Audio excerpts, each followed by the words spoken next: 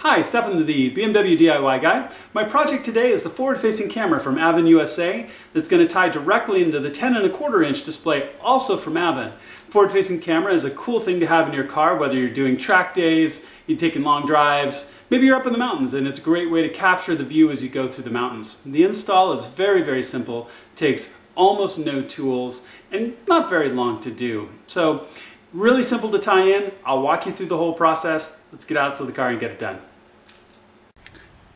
So the forward-facing camera install is really simple. So you can see the surround around your rearview mirror. We're going to pull that surround off. We're going to use a plastic trim tool in the crack in between those two pieces to separate it, and it'll come off. We'll run the cable along the inside the edge of the headliner right here, and then run it out here to the A-pillar in this divide and the A-pillar cover. We'll bring it around, down and around, down the liner, down the inside, and all the way down and around and up into the glove box. Now, I've prepped this work, but I've got both USB cable runs for my display through the vent hole in the top of my glove box. So all I need to do is just fish around and get the cable down and up to one of these connections because it's a USB port. So really simple all in all, just a matter of just patience and some time and some simple tools. So here's the camera that's going to get mounted. Notice that there's a little bit of film on the end over the camera lens. You might want to take that off before you put it up because it might be a little hard to get to after you do. You pull this apart and then you snap it around the post of your rearview mirror. Because I've already pulled the cover off, the existing cover. All I did was just take my plastic trim tool, put it in the divider in the middle, and pry a little bit, and it just popped clean off. So I'm going to pull this apart and I'll put it up, and I'll show you how we route the cable. Okay, as you can see, the surround is on. It's really simple. The post for the mirror goes through the hole in the cover. You just put one side up and snap the cover around it. Snaps right into place. And you can see I've got the cable fed out here already a little bit. So what I'm going to do is I'm going to attach the longer USB cable to that and then feed it up between the windshield and the headliner and down and around to the A-pillar. So once I get that all fed around, I'll show you what I've done, and we'll feed it down to the glove box. Okay, you should be able to see here, I've run it on the inside of the headliner right here. Don't pull on this material too hard. It's kind of soft, and if you pull on it too hard, it'll crunch a little bit.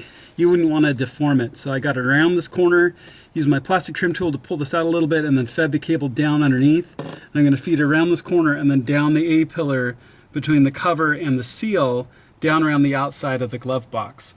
Then I'll loop underneath. I'm going to pull the lower plate underneath the glove box and loop it up through the back of the glove box to the vents, and I'll show you that.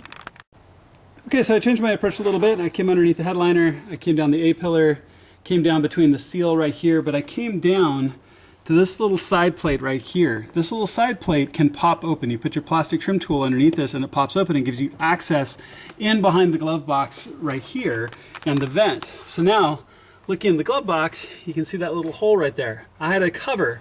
So what I did is I fed the USB cable for the camera up and around and in here, because what I really wanted was all of my USB cables in my glove box and out of the way. So I've got my USB cable run coming from the display through the vent holes on this side. I've got my camera coming from this side, and I'll tie all these cables up and make them nice, neat, and clean in the back of my glove box. But that was the quickest and easiest way to get these things connected without pulling too many plates or having to pull your center dash. All done with the installation of the camera.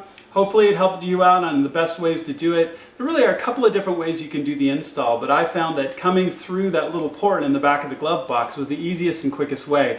Also with the fact that I had my USB cables routed from my display into my glove box. Now, if you've done something different, you can certainly route it underneath the glove box, up underneath and into the void space behind your head unit if that's where your USB cables are. It all depends on where you have them.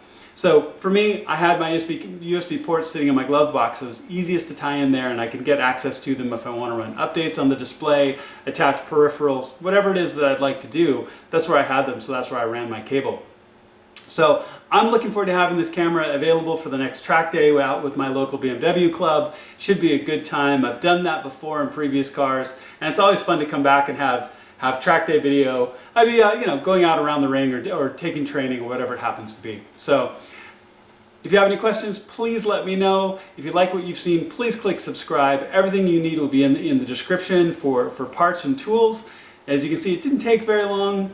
If you allocate probably half an hour to an hour at most, you should be able to do this work yourself and have this cool technology in your car too. If you have any questions, please let me know. I try to answer anything that I can, and I look forward to seeing you on my next video.